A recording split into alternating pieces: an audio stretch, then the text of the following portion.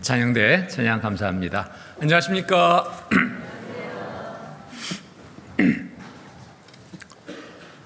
오늘 달라진 거 없는가요? 찬양대 얼굴들이 굉장히 아주 밝게 잘 보인 것 같은데 조명이 바뀌었습니다. 찬양대 형제 자매님들의 마음도 바뀐 것 같은데 그와 더불어 조명도 바뀌어서 굉장히 밝게 예쁘게 멋지게 잘 보인 것 같습니다. 저도 좀 달라 보이지 않습니까? 저는 변화가 없는가요? 예, 감사합니다.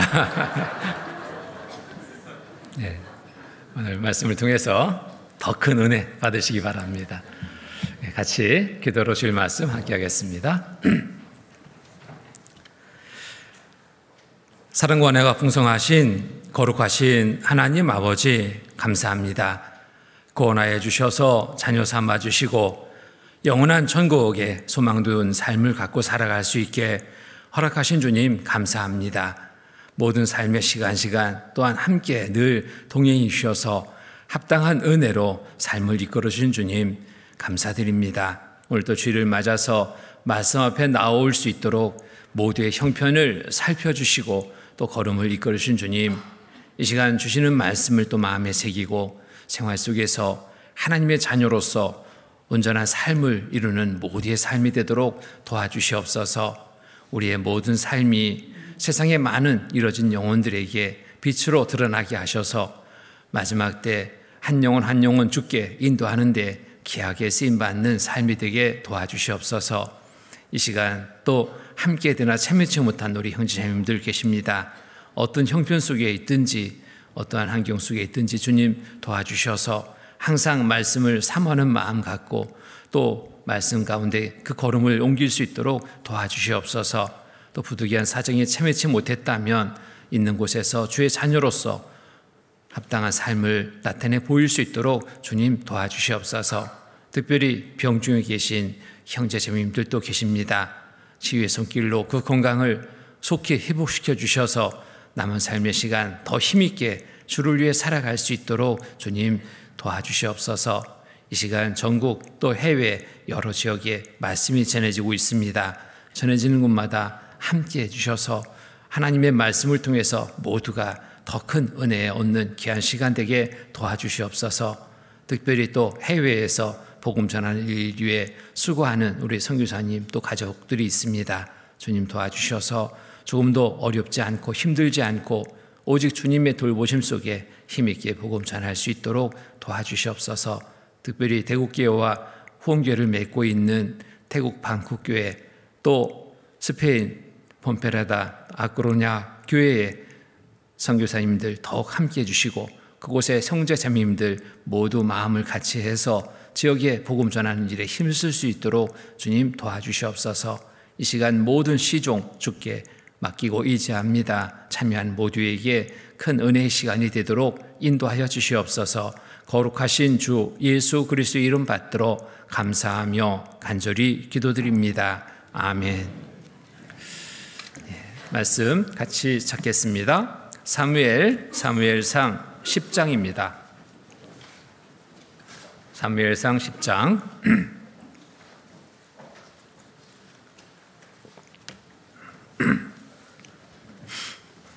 10장 사무엘상 10장 17절로 24절까지의 말씀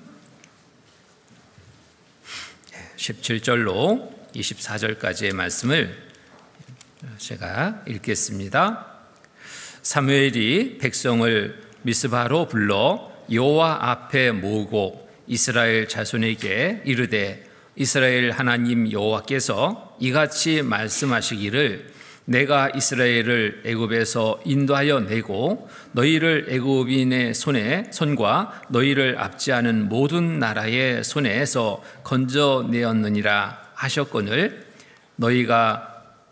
너희를 모든 재난과 고통 중에서 친히 구원하여 내신 너희 하나님을 오늘날 버리고 이르기를 우리 위에 왕을 세우라 하도다. 그런즉 이제 너희 지파대로 1000명씩 여호와 앞에 나오라 하고 사무엘이 이에 이스라엘 모든 지파를 가까이 오게 하였더니 베냐민 지파가 뽑혔고 베냐민 지파를 그 가족대로 가까이 오게 하였더니 마드리의 가족이 뽑혔고 그 중에서 기스의 아들 사울이 뽑혔으나 그를 찾아도 만나지 못한지라. 22절로 24절은 함께 읽겠습니다. 그러므로 그들이 또 여호와께 묻되 그 사람이 여기 왔나이까? 여호께서 대답하시되 그가 행구 사이에 숨었느니라. 그들이 달려가서 거기서 데려오매 그가 백성 중에 선이 다른 사람보다 어깨 위나 더 크더라. 사무엘이 모든 백성에게 이르되 너희는 여호와의 택하신 자를 보느냐? 모든 백성 중에 짝할 리가 없느니라 하니 모든 백성이 왕의 만세를 외쳐 부르니라. 오늘은 사무엘상 10장의 말씀을 통해서 또 함께 상고해 보려고 합니다. 말씀 제목을 처음의 마음을 지키자라고 정해봤습니다. 오늘 사울, 이스라엘 통일왕국의 초대 왕인 사울의 그 생애 속에서 우리에게 주는 여러 교훈을 함께 살펴보려고 합니다. 그래서 처음 마음을 지키지 못한 사울 왕의 삶의 결과를 집중적으로 한번 살펴보면서 우리가 함께 교훈을 나눠보고자 합니다. 사울 왕 잘 아시죠? 이스라엘 통일왕국 첫 번째 왕이었습니다. 이 사울 왕의 등장은 정말 좋은 모습들로 가득 찹니다. 이 사울 왕이 왜 등장하게 됐는지 그 배경을 살펴보면은 사사시대 끝 무렵에 이스라엘 민족이 사사시대 그 말기에 불순종으로 인해서 많은 어려움의 삶을 살게 됐습니다. 하나님은 약속하셨죠. 신명기 28장에 보면은 순종의 복, 불순종의 저주가 있을 것을 약속하셨습니다. 하나님의 말씀은 변하지 않습니다. 말씀대로 이루시는 하나님이십니다. 순종하면 복인 것을 알고도 이들은 순종치 못했습니다. 왜 이런 문제가 생겼냐면 하나님을 떠났기 때문에, 그 마음에서 하나님과 멀어졌기 때문에 하나님의 말씀을 잊어버리고 불순종의 삶을 살면서도 그것을 알지 못했습니다. 하나님이 불순종 가운데 허락하는 고통의 고난의 삶인 것을 알지 못하고 여전히 하나님의 말씀에 따르지 않는 삶을 살고 있었습니다. 그래서 하나님은 그래서 말씀대로 이루신 하나님이시죠. 이들의 불순종의 삶, 하나님을 떠난 삶, 우상을 섬기고 또 하나님 말씀에 거역하는 삶을 그대로 묵인하지 않았습니다. 주변 나라를 들어서 침공을 받게 하고 많은 괴롭힘을 당하게 하는 그런 고난의 시간을 있게 했는데, 그렇다면 이들이 깨달았어야 되는데 못 깨달았습니다. 여전히 그냥 행하는 대로.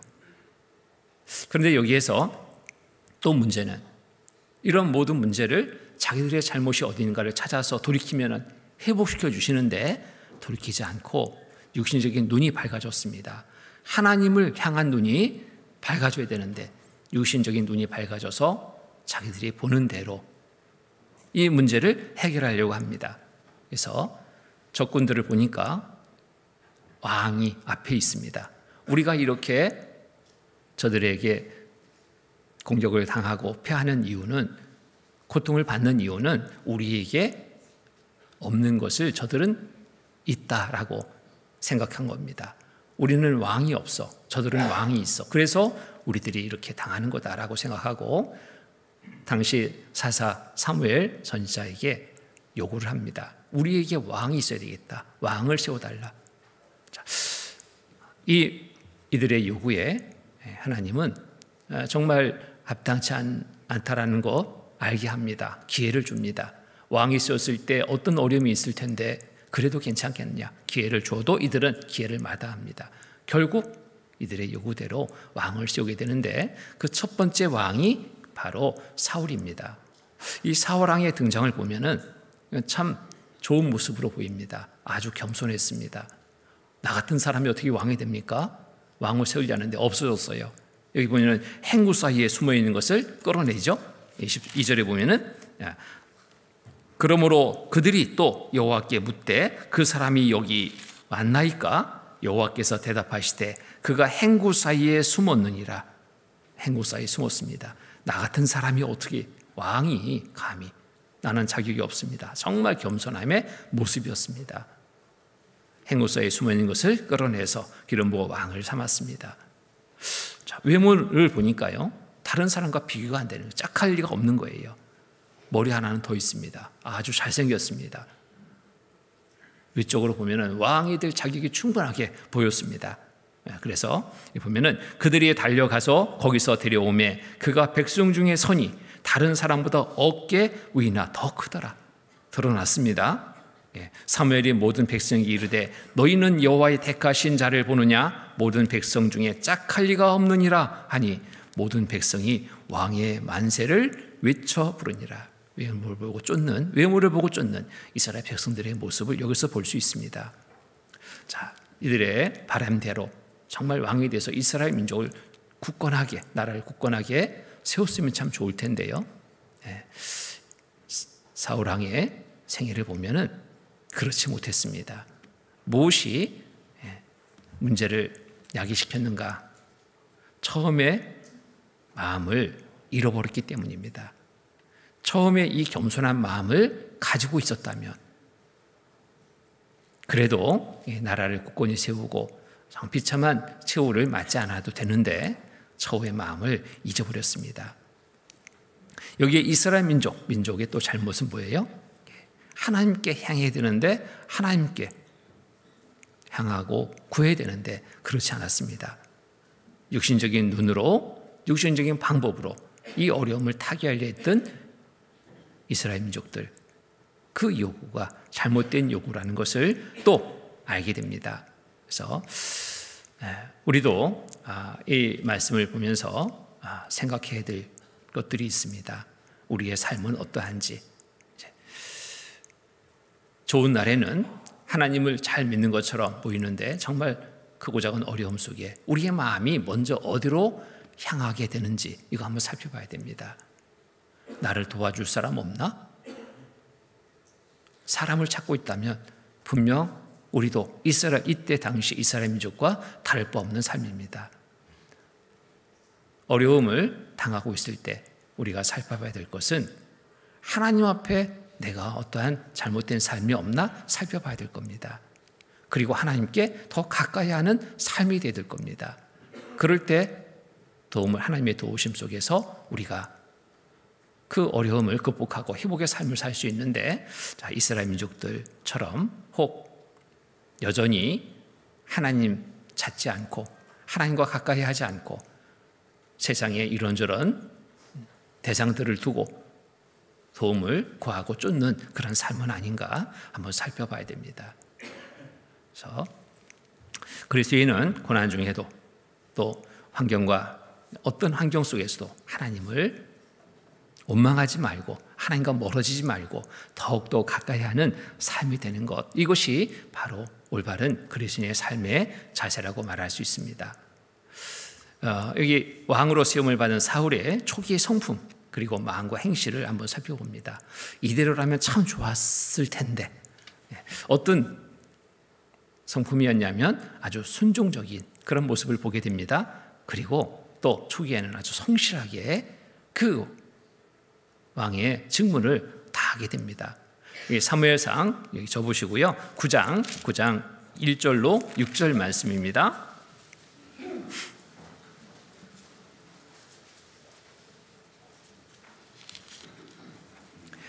9장 1절로 6절.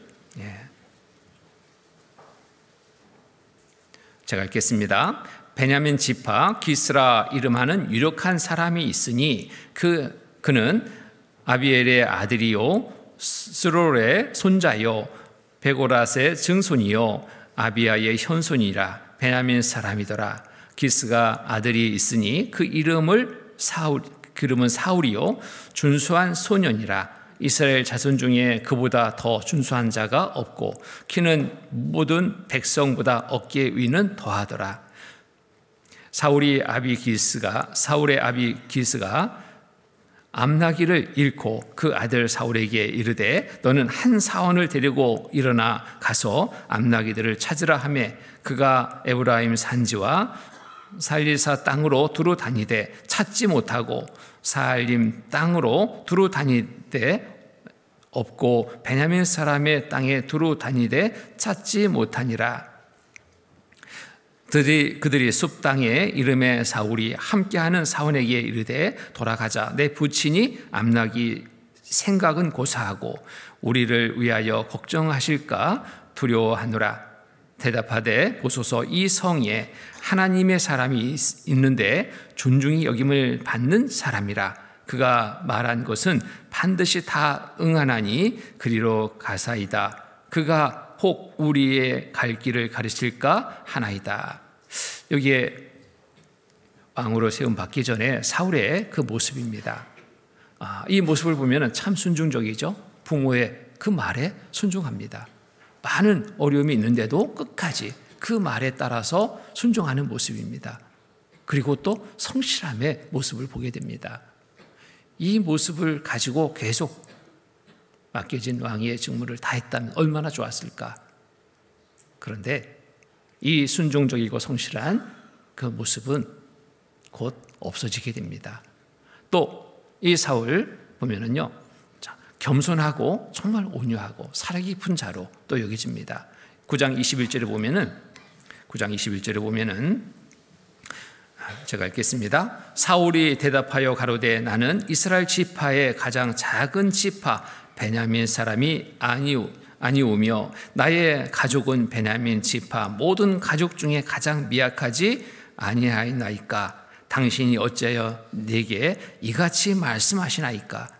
그러면 참 겸손하잖아요. 왕이 될 거다. 너는 왕이 될 거다. 나 같은 사람이 어떻게 해요? 나는 정말 작은 자입니다. 우리 집안도 작은 자입니다. 우리 종족도 작은 종족입니다. 어찌 나 같은 사람이. 가족은 베냐민 지파 모든 가족 중에 가장 미약하지 아니하니까 당신이 어찌하여 내게 이같이 말씀하시나이까. 정말 겸손의 모습입니다. 사무엘상 10장에 보면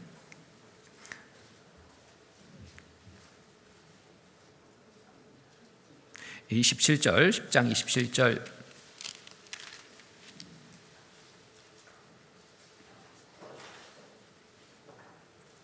10장 27절 25절부터 27절 제가 읽겠습니다. 사무엘이 나라의 제도를 백성에게 말하고 책에 기록하여 여호와 앞에 두고 모든 백성을 각기 집으로 보내되 사울도 기브와 자기 집으로 갈 때에 마음이 하나님께 감동된 유력한 자들은 그와 함께 갔어도 어떤 비류는 가로되 이 사람이 어떻게 우리를 구원하겠느냐 하고 멸시하며 예물을 드리지 아니하니라.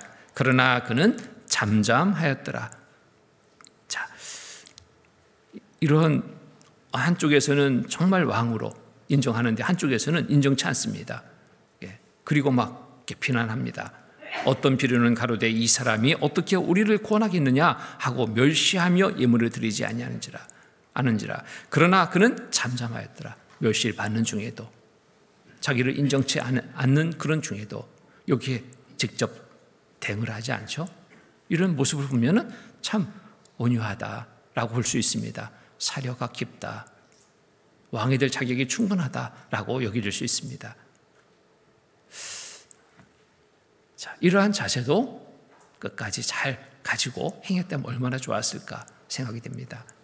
또 왕이 된 후에도 전쟁에 나갔을 때 이 사울은 뒤에 있지 않았습니다. 앞으로 나가서 싸움을 진두지휘했습니다. 용기 있는 자였습니다. 사무엘상 11장 보면은 11장 11절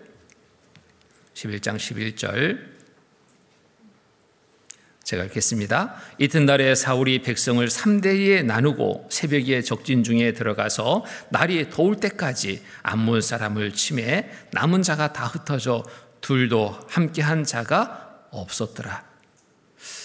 정말 멋진 모습이잖아요. 왕인데 군대 앞에 서서 뒤에서 있지 않고 앞에 나가서 끝까지 싸우는 모습, 얼마나 멋진 모습입니까? 그런데 이후에 사울의 삶이 이와 같았으면, 끝까지 이와 같았으면 얼마나 좋았겠는가. 그런데 그렇지 않았습니다. 몇 번 싸움에 나가서 승리하고 난 후에 사울의 마음은 바뀌었습니다. 하나님이 함께 하심을 잊어버리고 자기가 행한 것처럼 생각하면서 겸손의 모습은 상실하고 경원의 모습이 올라옵니다. 하나님과 멀어지니까 이 사울에게 나타나는 현상들은 어떤 현상이 나타나냐면 겸손하고 온유한 마음 사라집니다. 또 순종적이고 성실한 자의 그러한 마음이 또 사라집니다. 용기 있게 앞에 나섰던 그 마음이 사라집니다. 한때는 관대했던 성품도 있었던 자였는데 그것이 또 상실되어 버립니다. 하나님을 믿고 의지할 때 이 모든 것을 행할 수 있었습니다. 그런데 하나님과 멀어지는 순간 환경의 두려움에 빠지게 됩니다. 그리고 성급해집니다. 경솔해집니다. 여기에서부터 사울의 삶이 정말 비참한 삶으로 점점점 몰아져 가는 그러한 사항들을 보게 됩니다. 사무엘상 13장 보겠습니다.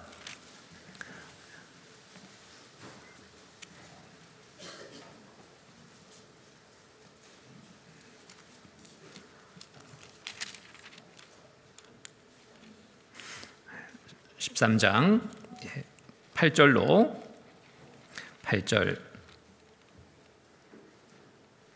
13절 말씀을 제가 읽겠습니다. 사울이 사무엘의 정한 기한대로 이레를 기다리며 사무엘이 길갈로 오지 아니하매 백성이 사울에게 흩어지는지라. 사울이 가로되 번제와 화목제물을 이리로 가져오라 하여 번제를 드렸더니 번제 드리기를 필하자 사무엘이 온지라. 사울이 나가 맞음에 무난하매 사무엘이 가로되 왕의 행한 것이 무엇이뇨? 사울이 가로되 백성은 나에게서 흩어지고 당신은 정한 날 안에 오지 아니하고 블레셋 사람은 mikmas에 모였음을 내가 보았으므로 이에 내가 이르기를 블레셋 사람은 나를 치러 길갈로 내려오겠거늘 내가 여호와께 은혜를 간구치 못하였다 하고 부득이하여 번제를 드렸나이다.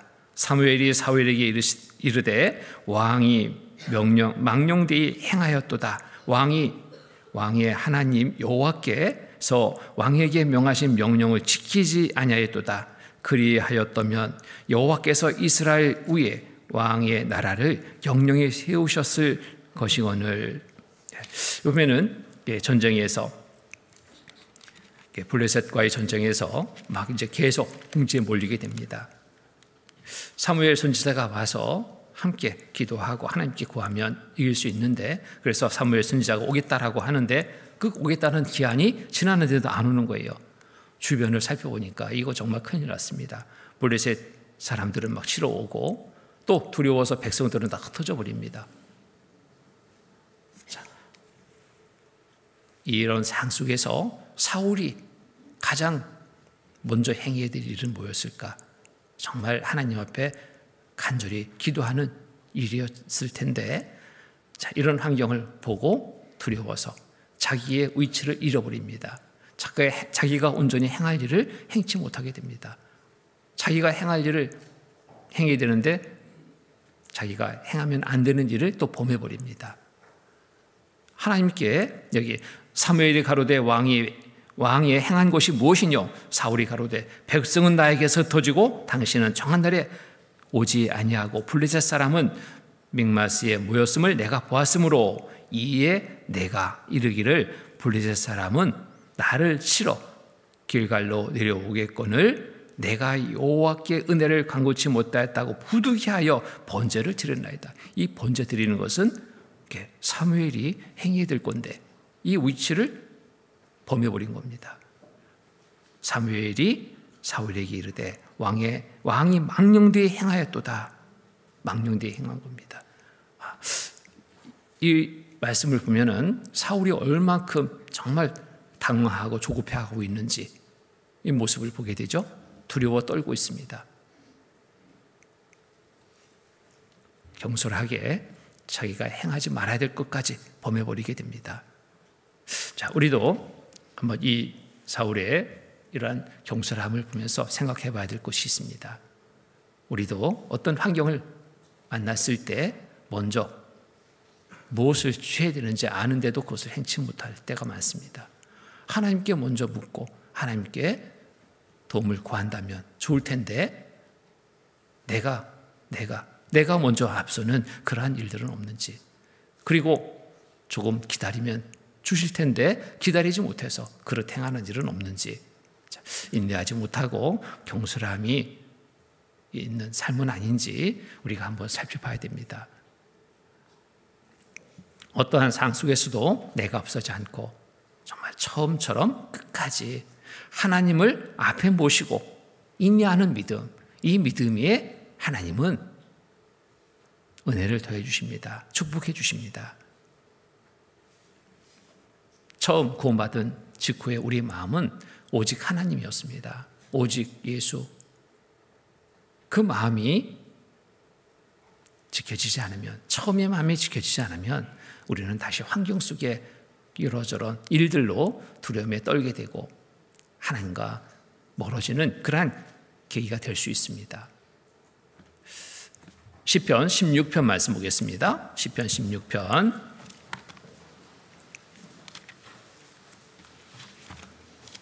8절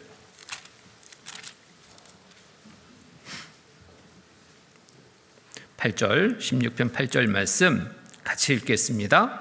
내가 여호와를 항상 내 앞에 모시며 그가 내 우편에 계심으로 내가 이동치 아니하리로다. 내가 여호와를 항상 내 앞에 모실 때, 하나님을 늘 앞에 모시고 살아갈 때 우리는 요동치 않습니다. 어떤 환경 속에서도 두려워 떨지 않습니다. 그래서 내가 여호와를 항상 내 앞에 모시며 그가 내 우편에 계심으로 내가 이동치 아니하리로다. 앞에 모시지 않는다면, 내가 앞선다면 우리는 두려워 떨 수밖에 없습니다. 시편 37편 보겠습니다. 시편 37편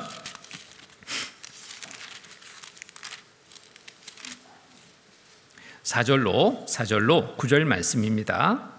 4절로 9절 말씀 같이 읽겠습니다. 또 여호와를 기뻐하라. 저가 내 마음의 소원을 이루어 주시리로다. 너희 길을 여호와께 맡기라. 저를 의지하면 저가 이루시고 내 의를 빛같이 나타내시며 내 공의를 정오의 빛같이 하시리로다. 여호와 앞에 참잠하고 참아 기다리라. 자기 길이 형통하며 악한 꾀를 이루는 자를 인하여 불평하여 말지어다. 분을 그치고 노를 버리라. 불평하여 말라. 행하게 치우칠 뿐이라. 대저 행악하는 자는 끊어질 것이나 여호와를 기대하는 자는 땅을 차지하리로다. 자, 여호와를 기대하는 자, 끝까지 여호와를 기대하는 자는 땅을 차지하리로다. 좋은 것을 얻게 되는 겁니다. 기다리지 못해서 하나님이 주신 것을 얻지 못하는 경우들이 참 많습니다. 조금만 기다리면 되는데 기다리지 못해요. 그것을 조금만 화를 참으면 되는데 그걸 참지 못해서 막 폭발해버립니다.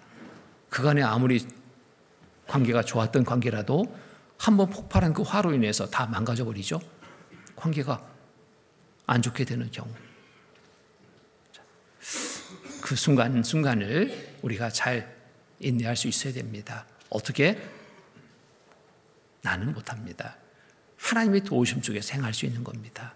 항상 하나님을 앞에 모시고 살아가는 삶이라면, 앞에 모시고 의지에 살아가는 삶이라면 행할 수 있습니다.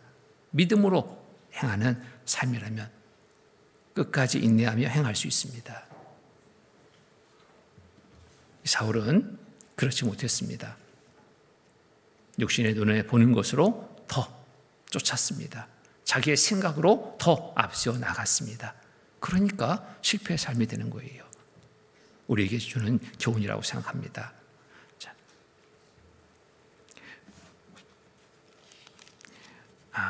그리고 이 사울은 하나님의 명령을 순종치 못하는 모습을 보게 됩니다. 전쟁에 나가서 승리한 후 이렇게 하라 하는 말씀도 그는 불순종합니다. 정말 이 사울이 얼마큼 하나님과 멀어지고 있는지를 이러한 모습 속에서도 보게 됩니다. 사무엘상 15장 보겠습니다. 사무엘상 15장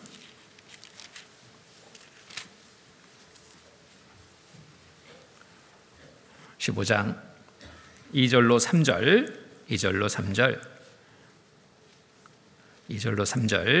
제가 읽겠습니다. 만군의 여호와께서 이같이 말씀하시기를 아말렉이 이스라엘에게 행한 일 곧 애굽에서 나올 때 길에서 대적한 일을 내가 추억하노니 지금 가서 아말렉을 쳐서 그들의 모든 소유를 남기지 말고 진멸하되 남녀와 소아와 젖먹이는 아이와 우양과 약대와 나귀를 죽이라 하셨나이다. 이렇게 명령을 받았죠. 이렇게 전쟁에서 아말렉을 쳐서 하나도 남기지 마라. 그런데 7절 9절 보면은요, 자, 어떻게 행했는지 보죠. 7절 9절 제가 읽겠습니다. 사울이 하윌라에서부터 애굽 앞 술에 이르기까지 아말렉 사람을 치고 아말렉 사람의 왕 아각을 사로잡고 칼날로 그 모든 백성을 진멸하였으되 9절 보겠습니다. 같이 읽겠습니다. 사울과 백성이 아각과 그 양과 소의 가장 좋은 것 또는 기름진 것과 어린 양과 모든 좋은 것을 남기고 진멸키를 즐겨 아니하고 가치 없는 것 없고 낮은 것은 진멸하니라. 자, 하나님의 말씀에 따르지 않는 사울, 또 이때 당시에 이스라엘 백성들의 모습이죠. 하나님의 말씀을 따르지 않았습니다. 다 진멸하려 했는데 뭐예요? 눈에 보아 좋은 것은 남겼습니다. 좋은 것은 남기고 진멸키를 즐겨 아니하고 가치 없고 낮은 것은 진멸하니라. 자기 생각과 유익을 우선하는 이 사울의 모습, 하나님의 뜻을 거역하는 이 모습을 통해서 우리의 모습도 한번 살펴봅니다. 육신의 유익만을 쫓는 하나님의 말씀은 그렇지만 어떻게 다 그렇게 살 수 있어? 육신의 유익을 먼저 앞세우고 나가는 그런 삶은 아닌지 우리가 또 살펴봐야 될 그러한 부분이라고 생각합니다. 그리고 사울은 점점 교만함이 더합니다. 겸손은 온데간데 없습니다.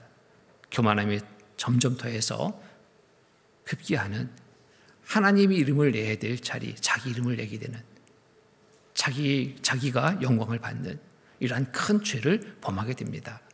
사무엘상 15장 12절로 13절 말씀입니다.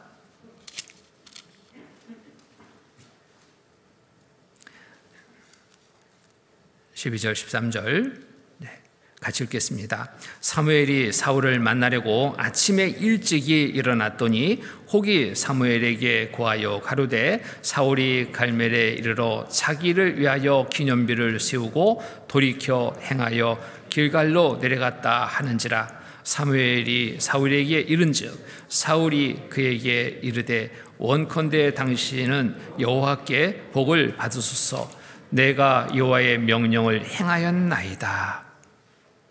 자기를 위해 기념비를 세웠습니다. 승리하고 아말렉을 진멸하라 했는데 좋은 것은 남기고 안 좋은 것만 다 죽이고 나서 자기가 영광을 또 받는 겁니다.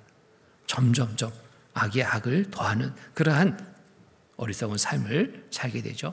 사울이 갈멜에 이르러 자기를 위하여 기념비를 세우고, 기념비를 세웠다는 건 뭐예요? 자기를 위하여 하나님께 영광 돌리는 비를 세웠다면 혹 모르겠습니다. 자기를 위하여 기념비를 세웠습니다.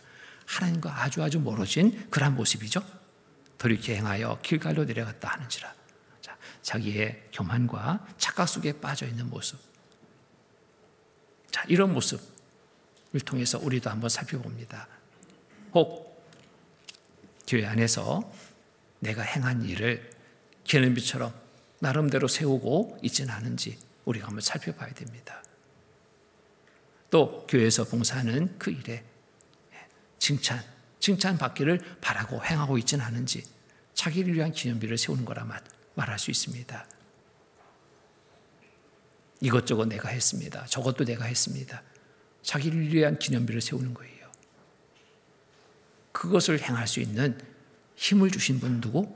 지혜를 주신 분 누구? 하나님이 주셨는데, 하나님이 도와주셔서 행할 수 있었는데, 하나님은 없고 내가 나온다면 이건 정말 큰 문제입니다.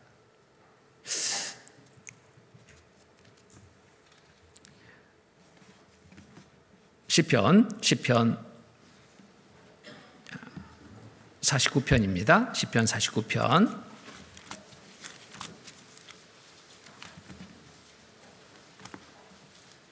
시편 49편 18절로 19절. 18절로 19절 말씀. 18절 19절 같이 읽겠습니다. 저가 비록 생시에 자기를 축하하며 스스로 좋게 함으로 사람들에게 칭찬을 받을지라도 그 역대 열조에게로 돌아가리니 영영의 빛을 보지 못하리로다. 존귀에 처하나 깨닫지 못하는 사람은 멸망하는 짐승 같도다. 그래서 저가 비록 생시에 자기를 축하하며 스스로 좋게 함으로 사람들에게 칭찬을 받을지라도, 사람들에게 받는 칭찬, 이것이 영원한 것이 아닙니다. 잠깐 좋게 하는 일이죠. 근데 이거에 취해버리면 계속 사람에게 칭찬 받으려고 쫓게 되는 거예요. 그러다 보면 어떻게 되겠습니까? 하나님 받을 영광의 자리에 내가 침범해 버리는 겁니다. 나를 통해서 하나님이 영광 받으시게 하는 삶이 우리 구원받은 그리스도인의 삶이 되어야 되는데, 하나님께 돌려야 될 영광을 내가 받아버렸어요. 그리고 그것을 계속 쫓습니다. 칭찬하다가 칭찬 안 하면 그때부터 문제가 생깁니다. 내가 이렇게 했는데 왜 알아주지 않냐고. 간혹 어떤 지역교회에서는 그런 일들이 있어서 교회가 정말 힘들어지는 경우들을 종종 봅니다. 구원받은 지 오래됐고 교회 초창기부터 참여했고 내가 이렇게 했다고 인정해 주기를 바라는 거예요. 칭찬해 주기를 바라는 겁니다. 어느 지역교회 갔는데 한 분이 와가지고 막 저한테 막 따지듯이 처음 보는데도요, 따지듯이 자기 하소연을 합니다. 내가요, 이 교회 시작부터 이렇게 헌금도 많이 하고 해서 건축도 하고 교회가 이렇게 성도수 늘어나고 했는데 나한테 이럴 수가 있냐고 흥분하는 거예요. 보니까 자기가 원하는 직분을 받지 못한 거예요. 내가 이렇게 했는데 왜 나를 알아주지 않냐 이거예요. 자, 그러한 얘기를 들으니까 직분을 안 준 이유가 있구나 저는 생각이 됐습니다. 이런 마음이니 그게 온전한 신앙의 모습이 아니기 때문에 직분을 줄 수 없는 거잖아요. 안 주게 맞다. 근데 이분은 아직도 자기의 잘못된 것을 돌이키지 않습니다. 내가 왜 교회 안에서 직분을 받지 못하고 이렇게 생활하게 되는가? 내가 무엇을 잘못했는가? 자신을 돌아봐야 되는데 돌아보지 않습니다. 원망입니다. 내가 이렇게 했는데. 나도 모르는 사이에 우리도 그러한 모습이 될 수 있습니다. 말씀을 통해서 우리가 교훈을 받고 항상 내 자신을 먼저 살펴봐야 됩니다. 사람에게 칭찬받는 삶이 아니라 정말 좋은 것은 어떤 칭찬이에요? 하나님이 칭찬해 주는 삶이 좋은 삶이잖아요. 하나님이 정말 인정해 주는 삶이 좋은 삶 아닙니까? 그 삶을 바라야 되는데 사람의 칭찬을 받기를 바란다면 여기서부터 많은 문제가 시작이 됩니다. 우리는 더욱 자신을 낮추고 정말 더 겸손하게 하나님 앞에 우리는 서야 됩니다. 그럴 때 우리는 사람의 칭찬을 바라지 않게 됩니다. 하나님 앞에 내 모습을 살피면 살필수록 나는 더 낮아져서 칭찬이 아니라 정말 하나님 앞에 죄송한 마음을 갖고 내 삶을 바르게 하려는 그러한 노력의 삶을 시작할 수 있습니다. 마태복음 23장 보겠습니다. 마태복음 23장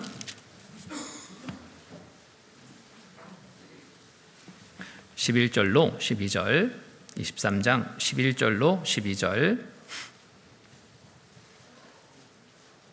11절 12절 같이 읽겠습니다. 너희 중에 큰 자는 너희를 섬기는 자가 되어야 하리라. 누구든지 자기를 높이는 자는 낮아지고 누구든지 자기를 낮추는 자는 높아지리라. 자, 누구든지 자기를 높이는 자는 낮아지고 누구든지 자기를 낮추는 자는 높아지리라. 하나님이 높여주는 게 진짜 높임을 받는 거잖아요. 스스로 막 높이려고 해요. 그러면 하나님이 보실 때 어떻게? 정말 낮은 자로 여기는 겁니다. 근데 낮아지기를 힘쓸 때는 하나님은 높여주셔요. 하나님이 해주신 것을 우리가 바라야 됩니다. 자, 또 사울 삶에 보면은요, 하나님을 두려워하지 않고 잘못을 합리화시키는 그러한 삶의 모습을 보게 됩니다.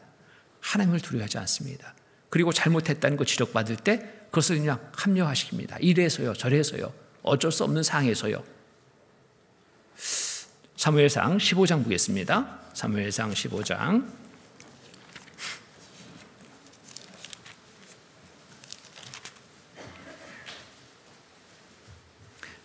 20절로 23절 20절로 23절 제가 읽겠습니다. 사울이 사무엘에게 이르되 나는 실로 여호와의 목소리를 청종하여 여호와께서 보내신 길로 가서 아말렉 왕 아각을 끌어왔고 아말렉 사람을 진멸하였으나 다만 백성이 그 마땅히 멸할 것 중에서 가장 좋은 곳으로 길갈에서 당신의 하나님 여호와께 제사하려고 양과 소를 취하였나이다. 사무엘이 가로되 22절, 23절 자, 같이 읽겠습니다.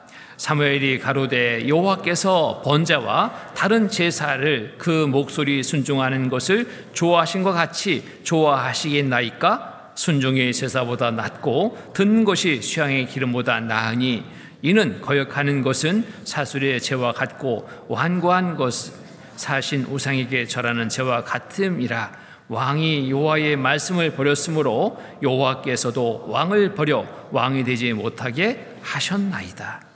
여기 보면은 자, 다 멸하라 했는데 멸하지 않았어요. 왜 그랬냐? 왜 하나님의 말씀을 왜 어겼냐? 지금 지적하죠. 그런데 이 사울의 변명 보십시오. 사울이 사무엘에게 이르되 나는 실로 여호와의 목소리를 청종하여 여호와께서 보내신 길로 가서 아말렉 왕 아각을 끌어왔고 아말렉 사람을 진멸하였으나 하나님의 명령을 따랐다는 거죠.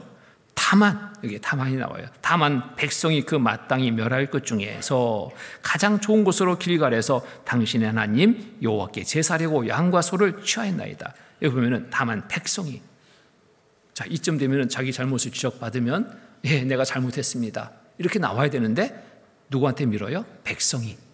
내가 잘못한 게 없다 이거예요. 백성이 그 마땅히 멸할 것 중에서 가장 좋은 곳으로 길갈에 가서 당신의 하나님. 여기 또 문제죠. 당신 하나님입니다. 하나님을 믿는다면 나의 하나님이 되어야 되는데 하나님이 없어요. 하나님을 믿는 믿음이 없어요. 당신의 하나님 여호와께 제사하려고 양과 소를 취하였나이다. 자, 제사하려고 좋은 곳을 취해서 제사하려고. 여기에 사무엘이 가로되 여호와께서 번제와 다른 제사를 그 목소리 순종하는 것을 좋아하신 것이 좋아하시겠나이까? 하나님이 바라시는 제사는 어떤 제사일까요? 바로 순종입니다. 여기 사울 보세요. 말씀을 모르는 게 아니에요. 안 들은 게 아니에요. 다 들은 거예요. 듣고 알고 있어요. 근데 이대로 행치 않았잖아요. 겉으로는 그럴듯하게 행하는 것처럼 보입니다. 그런데 중심에 온전히 하나님께 순종하는 삶이 없습니다. 자기를 드러내는 삶입니다. 하나님은 좋아하시는 것이 많은 것을 하나님께 이런저런 물질, 고기, 소 잡고 양 잡고 타는 것, 그것을 기뻐하지 않고 기뻐하시는 제사는 어떤 제사? 순종의 제사입니다. 다 멸하랐으면 멸했으면 이것이 바로 순종의 제사가 드리는 겁니다. 말씀에 따라서 순종했잖아요. 이보다 더 좋은 제사는 없는데 소를 끌고 와서 양을 끌고 와서 하나님께 드리려고 가져온 걸까요? 자기들이 취하려고. 그리고 변명하는 겁니다. 내가 제사 드리려고. 그리고 또 백성이 순종이 제사보다 낫고 듣는 것이 수양의 기름보다 나으니 하나님이 좋아하는 제사, 하나님이 받으시는 제사가 무엇인지를 우리가 또 생각합니다. 이는 거역하는 것이 사술의 죄와 같고 완고한 것은 사신 우상에게 절하는 죄와 같음이라. 왕이 여호와의 말씀을 버렸으므로. 지적하죠? 왕이 여호와의 말씀을 버렸으므로. 알고 있지만 그것을 행하지 않았습니다. 버렸습니다. 여호와께서도 왕을 버려 왕이 되지 못하게 하셨나이다. 정말 비참한 삶이 또 이렇게 시작이 됩니다. 하나님의 말씀에 따라 순종했다면, 순종으로 제사 드렸다면 이 사울의 생애가 이렇게 비참하지 않을 겁니다. 그런데 순종하지 않았습니다. 하나님과 멀어졌습니다. 이런저런 변명으로 좀 일관하고 있습니다. 이때라도 돌이켰다면 내가 잘못했습니다. 그런데 돌이킴이 없습니다. 끝까지 변명으로 일관합니다.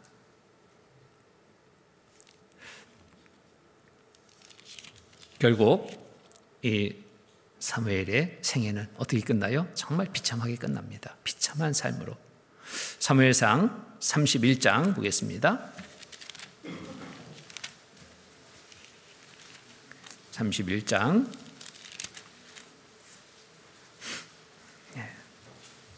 1절로 6절 말씀입니다. 1절로 6절 제가 읽겠습니다. 블레셋 사람이 이스라엘을 침해 이스라엘 사람들이 블레셋 사람 앞에서 도망하여 길보아 산에서 엎드러져 죽으니라.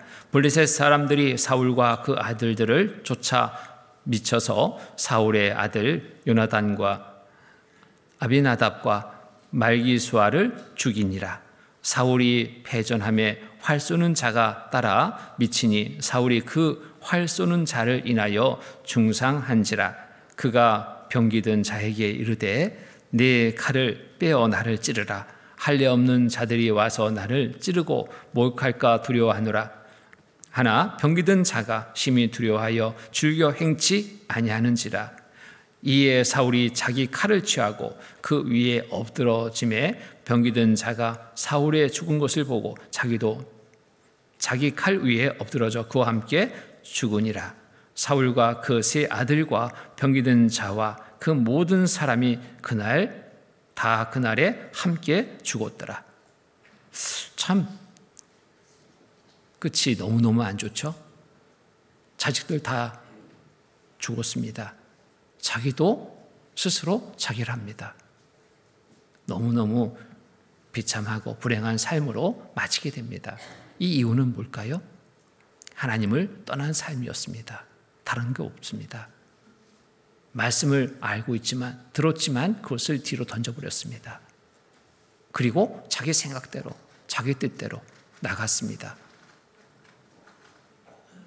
그리고 하나님께 돌려야 될 영광을 자기가 취해버렸습니다. 비참한 삶으로 그 결말을 맞게 됩니다. 자, 사울의 생애와 우리의 삶을 비교해서 한번 살펴보고 교훈을 우리가 얻어야 됩니다. 사울이 왕이 될 때는 어떤 모습이었습니까? 겸손할 때 왕이 됐습니다. 겸손할 때. 우리도 겸손할 때 구원받을 수 있죠. 나는 죄인일소이다 인정하고 하나님께 제 용서를 간구할 때 하나님의 죄를 용서해 주셔서 우리는 구원받을 수 있었습니다. 나의 연약함을 알게 될 때 하나님의 은혜는 우리에게 주어집니다. 그런데 여전히 내가 나온다면 하나님의 도우심을 입지 못합니다. 결국 많은 고난의 삶이 영속될 수밖에 없습니다. 하나님은 지금도 변함없이 교만한 자 물리치십니다. 겸손한 자에게 하나님은 은혜를 더해 주십니다. 우리가 낮아졌을 때 고뇌 주신 것처럼 우리가 하나님 앞에 더욱더욱 낮아질 때 하나님은 우리의 삶을 이끌어 주십니다. 안전하고 좋은 삶으로 이끌어 주십니다. 야고보서 4장입니다. 야고보서 4장.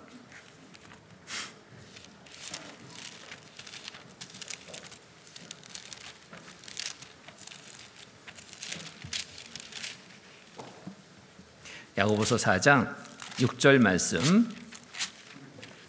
4장 6절. 야고보서 4장 6절 같이 읽겠습니다. 그러나 더욱 큰 은혜를 주시나니 그러므로 일렀으되 하나님이 교만한 자를 물리치시고 겸손한 자에게 은혜를 주신다 하였느니라. 하나님은 교만한 자를 물리치시고 겸손한 자에게 은혜를 주신다 하였느니라. 하나님의 은혜를 받고자 한다면 우리는 겸손해지기를 힘써야 됩니다. 더욱더욱 낮아지기를 힘써야 됩니다. 그럴 때 하나님의 은혜는 더 풍성히 우리에게 주어집니다.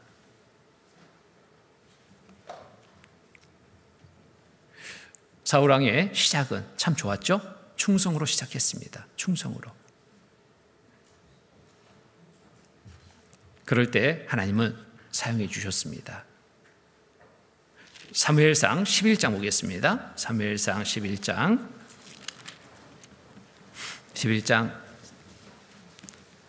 4절로 7절.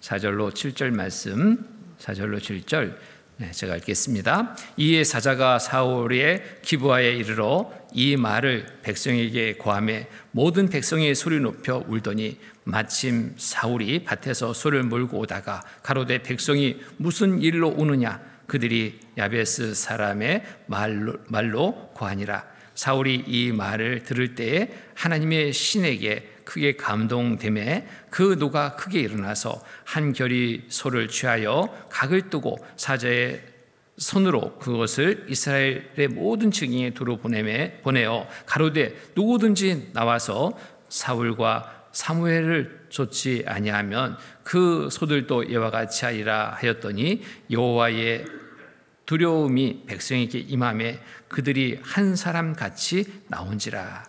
여기 사울이 민족의 그 어려움을 구하기 위해서 마다섭니다. 피할 수도 있는데 나서서 앞장서서 행하는 이 모습, 정말 충성된 모습이잖아요. 왕으로서 당연히 행할 모습처럼 우리의 시작도 이와 같은 각오 속에 있었습니다. 충성된 삶을 각오했습니다. 로마서 14장 7절 8절 마저 보겠습니다. 로마서 14장 7절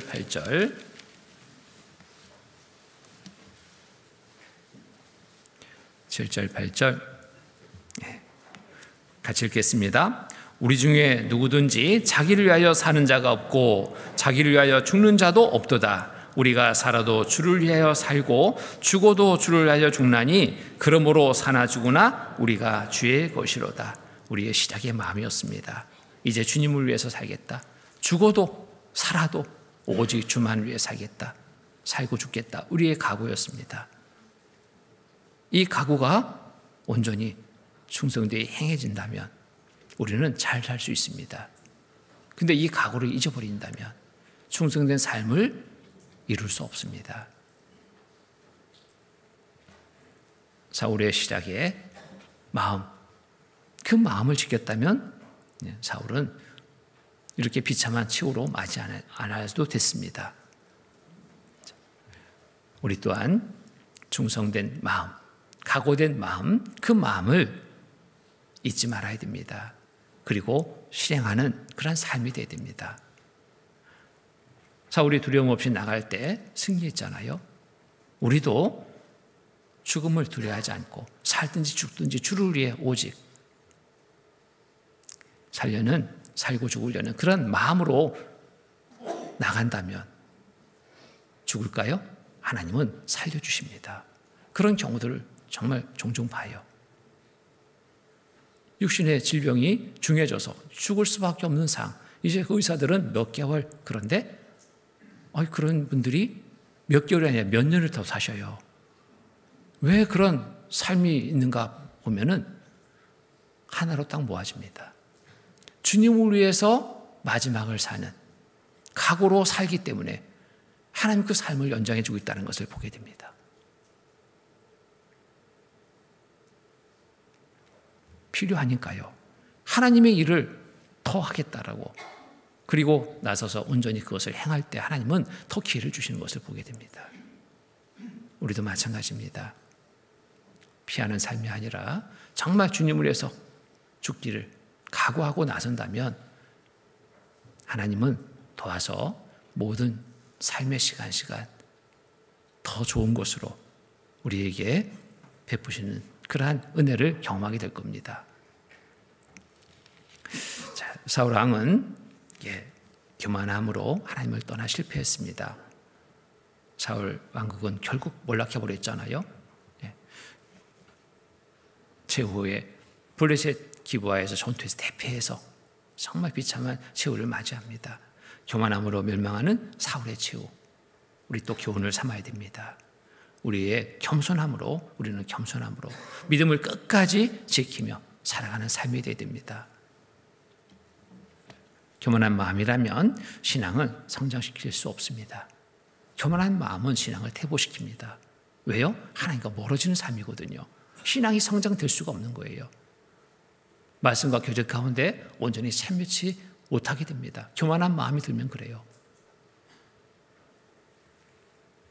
말씀을 들으려고 자리에 와도요, 말씀이 안 들려요. 교만한 마음을 내 마음에 품으면 그렇습니다. 말씀 전하는 자를 막 판단하게 되고 이런저런 여러 부분에서 좋은 것이 안 보이거든요.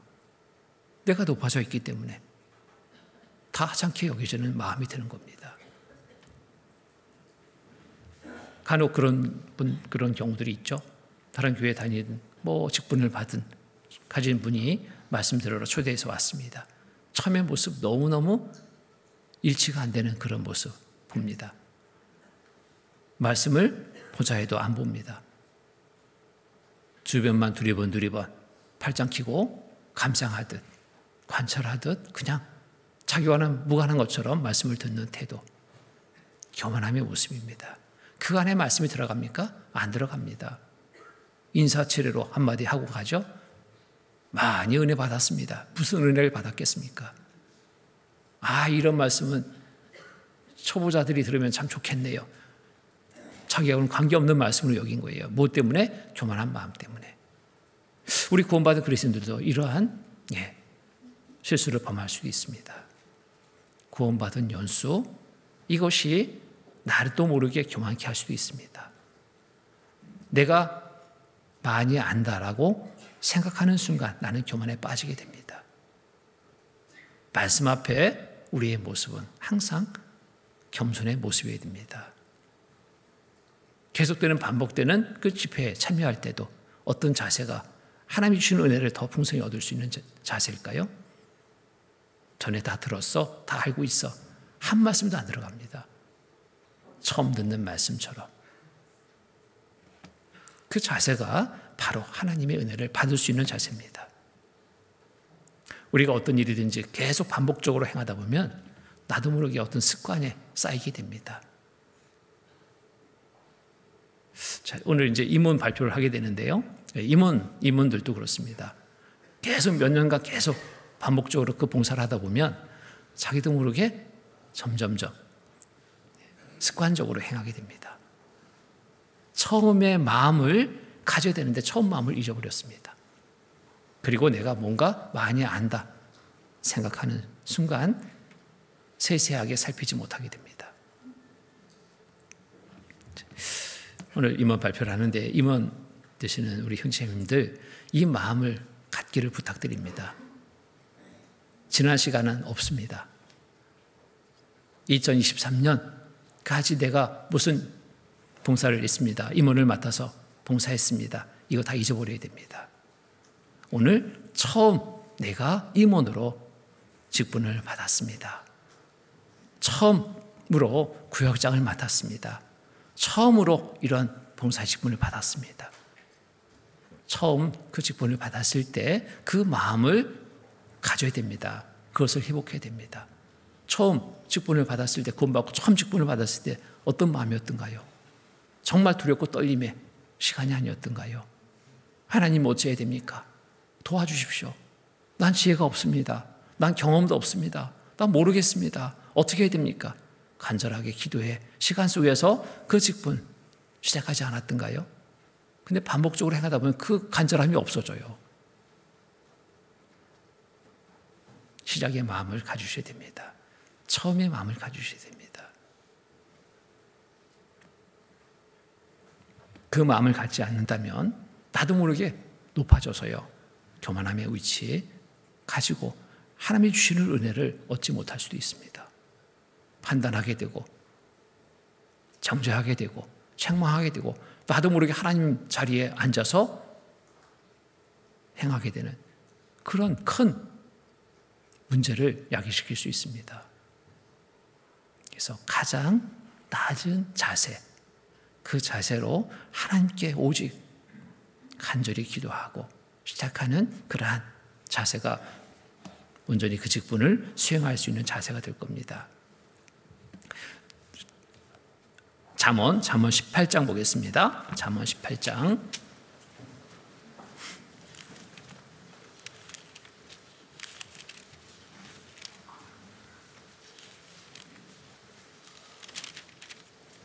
잠언 18장 12절.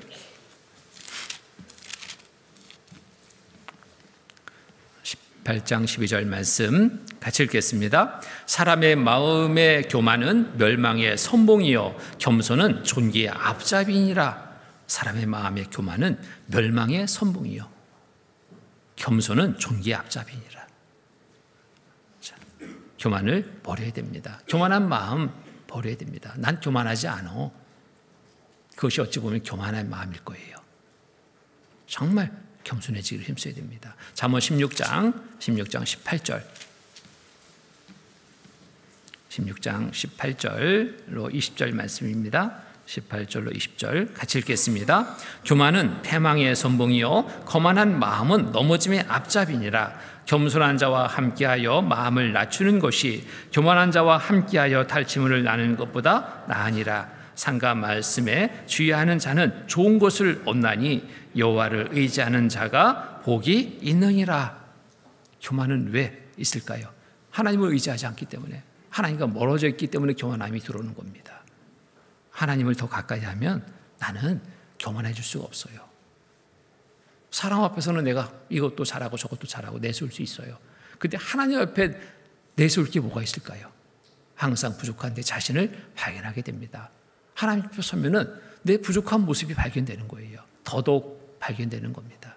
그럴 때 내가 앞서지 않죠? 더 낮아지고 더 겸손하게 모든 일을 대하고 행할 수 있게 되는 겁니다. 그래서 자, 모두가 정말 겸손해지기를 우선하는 자세로 신앙생활을 해야 됩니다. 로마서 12장 보겠습니다. 로마서 12장.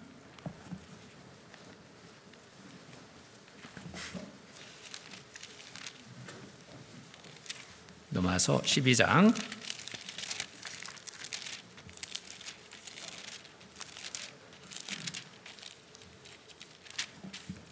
12장 16절 말씀, 16절 말씀 같이 읽겠습니다. 서로 마음을 같이 하며 높은 데 마음을 두지 말고 도리어 낮은 데 처하며 스스로 지혜 낸 채 말라. 서로 마음을 같이 하며 높은 데 마음을 두지 말고 도리어 낮은 데 처하며 스스로 지혜 있는 채 말라. 스스로 지혜 있는 채 말라. 스스로 지혜 있는 채 하는 것, 이것이 교만이잖아요. 스스로 잘난 채 하는 것 교만이잖아요. 스스로 난 다 한다, 교만입니다. 항상 부족한 내 자신을 인정하고 하나님께 도움을 구해야 됩니다. 하나님 도와주십시오. 난 지혜가 부족합니다. 난 능력이 정말 미약합니다. 나는 할 수 없습니다. 하나님의 도우심 속에서 온전히 행할 수 있습니다. 간절히 기도로 행한다면 맡겨진 그 직분 잘 수행할 수 있습니다. 하나님 앞에 겸손의 생활을 위해서 필요한 것들 있습니다. 무엇이 필요할까요? 자신을 알아야 됩니다. 자신을 모를 때 교만하게 돼요. 자신을 알아야 됩니다. 마태복음 7장 보겠습니다. 마태복음 7장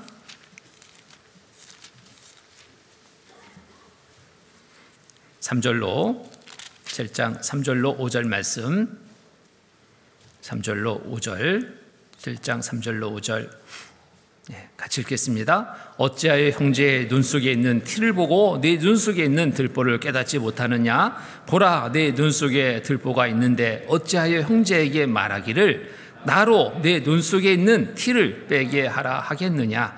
외식하는 자여 먼저 내 눈 속에서 들보를 떼어라. 그 후에야 밝히 보고 형제의 눈 속에서 티를 빼리라. 자, 내 자신을 아는 것 참 중요합니다. 내 자신을 살피지 않고 먼저 살펴야 되는데 살피지 않고 남의 허물만 세세하게 살핀다면 이게 문제가 되는 거예요. 교회 안에서 이런 일은 없어야 됩니다. 항상 나를 살필 때 나는 누구를 책망하고 지적할 수 없습니다. 그 일은 하나님이 해주시는 거거든요. 나는 기도할 뿐이지 내가 책망하고 지적하고 하는 일은 나한테 맡기지 않았습니다. 섬겨야 될 일을 나한테 맡긴 겁니다. 사랑해야 될 일을 나한테 맡긴 겁니다. 위에서 기도해 줄 일을 나한테 맡긴 겁니다. 우리 그러한 자세를 가질 때 서로 관계 속에 문제는 일어나지 않습니다. 그런데 나를 먼저 살피지 않고 상대를 살펴서 이렇게 저렇게 말로 책망하고 지적하면 그 책망이 지적이 잘 받아들이지 않습니다. 속으로 그런 마음 들겠죠? 당신은 정말 말은 안 하지만 그렇게 지적하는 당신은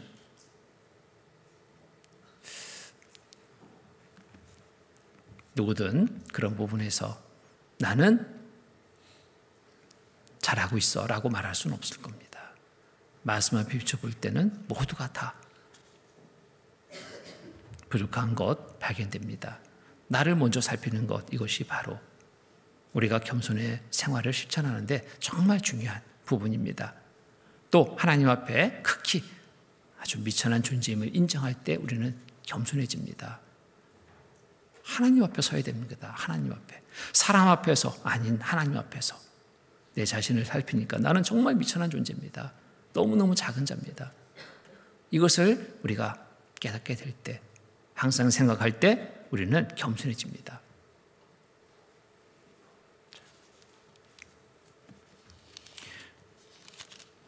하나님의 도우심이 없으면 우리는 어디 갈 뻔했습니까? 지옥.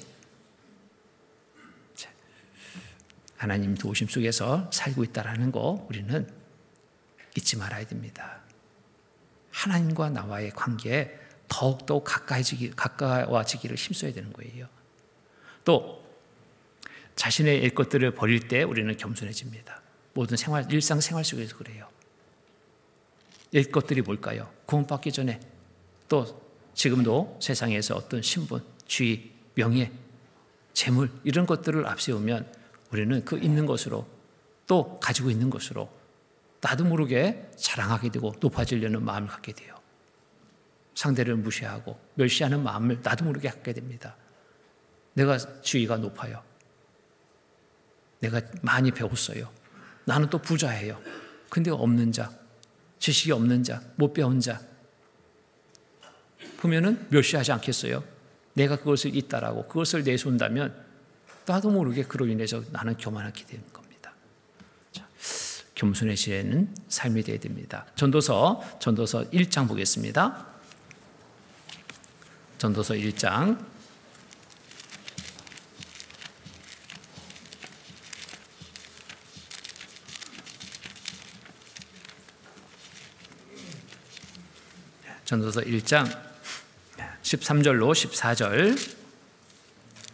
13절로 14절 같이 읽겠습니다. 마음을 다하며 지혜를 써서 하늘 아래서 행하는 모든 일을 궁구하며 살핀즉 이는 괴로운 것이니 하나님이 인생들에게 주사 수고하게 하신 것이라. 내가 해 아래서 행하는 모든 일을 본즉 다 헛되어 바람을 잡으려는 것이로다. 내가 해 아래서 행하는 모든 일을 본즉 다 헛되어 바람을 잡으려는 것이로다. 세상적인 이런저런 일들이 내 앞에 앞세워줘서는 안 됩니다. 명예가 앞세워줘서 안 되고 내 많이 안다는 지식이 앞세워줘서 안 됩니다. 내가 권력이 있다 해서 권력이 앞서줘서 안 됩니다. 물질이 있다 많다 해서 그것이 앞서줘서 안 됩니다. 그것이 앞서지면 상대를 무시하게 되고 멸시하게 됩니다. 나도 모르게 높아지는 마음을 가지고 살아갈 수 있게 됩니다. 그런 것들이 교회 안에서는 믿음을 가진 그리스도인의 삶 속에서는 그것이 앞세워져서는 안 됩니다. 오직 누구를 앞세워요? 하나님만 앞세우고 살아야 됩니다. 하나님 앞에 내 자신을 살피는 가운데 살아야 됩니다. IMF 때 이렇게 어떤 기사를 보니까요, 두 사장이 비교됐습니다. 두 사장이 IMF 어려움 중에서 두 회사가 똑같이 망해버렸어요. 극복하지 못했습니다. 근데 한 사장은 재기를 하고 있습니다. 한 사장은 재기하지 못하고 있습니다. 한 사장은 자기의 신분을, 과거의 신분 기억하지 않았습니다. 현재의 삶에 충실한 삶을 살고 있는 겁니다. 식당 가서 서빙을 하는 일을 합니다. 잘 깨끗하게 차려입고 정말 멋지게 자기에게 맡겨진 역할을 다합니다. 항상 표정은 밝은 표정입니다.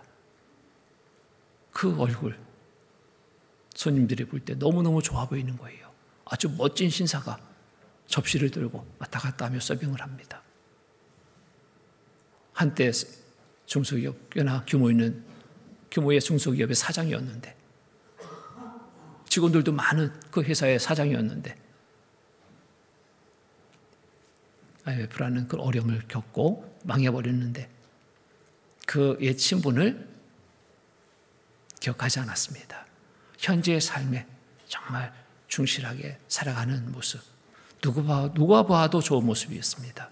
그 삶이 점점점 재기하게 됩니다. 회복하게 되는 거예요.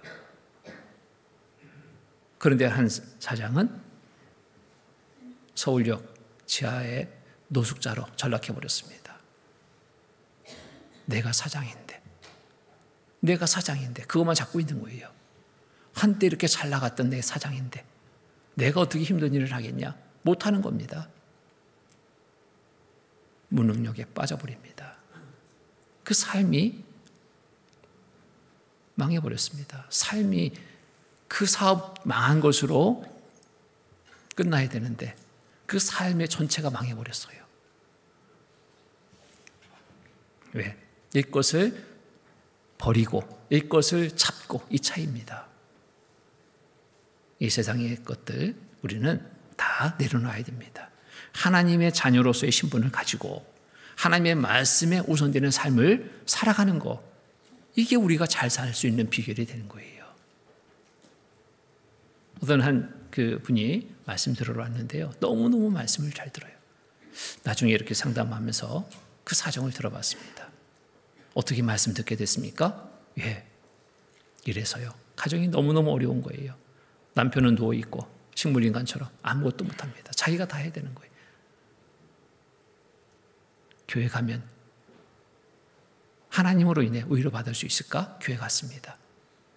처음에는 환영한 듯 했습니다. 조금 지나니까 자기의 처지를 상대들이 아는 거예요. 가정 형편도 들은 겁니다. 직장생활을 하면서 근근히 벌어서 가정을 꾸리고 있는 자기의 처지를 알게 된 거예요. 그 영업 일을 하기 때문에 옷차림은 말끔하게 잘 차려입었습니다. 외모를 보면은 없는 사람 같지가 않았어요. 그러니까 교회에 들어가니까 막 환영합니다. 환영. 오시오시라고. 자기들 무리 속에 끼워줍니다. 여기저기 몰려다니면서 식당 맛있는 것도 먹고 어디 놀러도 가고. 그런데 이분은 그게 부담스럽잖아요. 자기는 없는데 직장생활 하는데 말하지 않을 수 없잖아요. 이래서 내가 참여 못하겠습니다. 알게 된 후 그분들의 태도가 확 돌변하는 것을 느낀 겁니다. 너무너무 싸늘해졌던 거예요. 너무 답답해져요. 오히려 받을까? 하나님으로 인해서 오히려 받을까 갔는데 오히려는커녕 오히려 더 비참한 자기의 처지가 막 비참하게 느껴지는 겁니다. 너무너무 괴로운 거예요. 목사님을 찾아갔습니다. 말씀을 들으면서 궁금한 것도 물었습니다. 덮어놓고 믿으래요. 믿어줘야지 믿지. 오히려가 없었습니다. 너무 답답한 마음. 그때 전도를 하게 된 거예요. 한 자매님이 전도했는데요. 그러니 말씀에 빨려들 수밖에. 말씀이 이런 말씀이었어요. 하나님이 살아계셔요. 하나님 옆에 죄인임이 발견됐을 때 너무너무 두려워. 정말 밤을 잠을 못 잡니다. 새벽같이 왔어요. 상담해달라고. 안 해줄 수 없죠. 이분이 정말 하나님의 사랑을 깨달았습니다. 그 삶이 바뀌었습니다. 자, 외적인 것을 보고 환대했던 그들, 내적인 실제 상을 보고 밀쳐냈던 그들의 그 모습. 자, 우리도 혹 그러한 실수를 범하고 있지는 않은지 살펴봐야 됩니다. 형제자매 한 분 한 분은 너무너무 귀합니다. 소중합니다. 하나님이 보실 때 어떤 존재일까요? 내가 무시할 수 있는 존재? 아닙니다. 하나님은 무시하지 않습니다. 멸시하지 않습니다. 하나님의 마음을 품고 우리 모두 형제자매를 대해야 됩니다. 사랑의 대상들이지 미워할 대상이 하나도 없습니다. 있는 것으로, 가진 것으로 비교해서 세상처럼 구별하는 그러한 모습이 돼서는 안 되죠. 우리는 구원받은 하나님의 자녀들이기 때문에 하나님의 마음을 품고 모두를 대할 때 정말 교회는 더 하나 되고 하나 된 몸된 교회를 통해서 주님의 큰 역사가 나타납니다. 힘들고 어려움에 처해 있는 많은 사람들, 그들이 말씀 가운데 인도될 수 있습니다. 그들이 구원받아서 함께 같은 소망을 가지고 또 이 땅에 살아가는 동안 주님의 일을 더 힘있게 행할 수 있는 그러한 삶의 기회를 또 갖게 됩니다. 그래서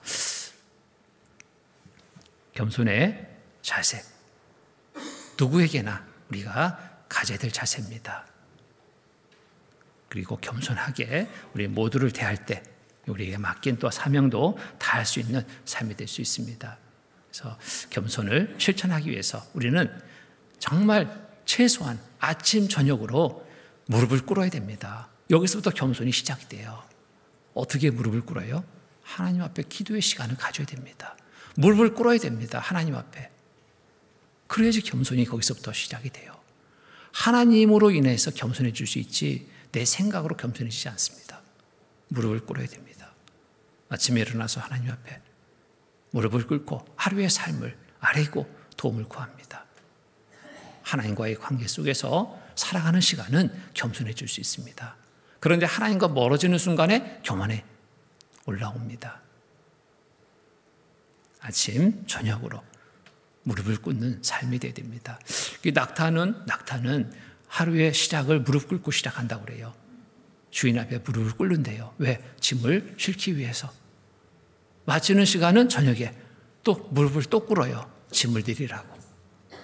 낙타처럼 아침에 무릎을 꿇고 저녁에도 무릎을 꿇고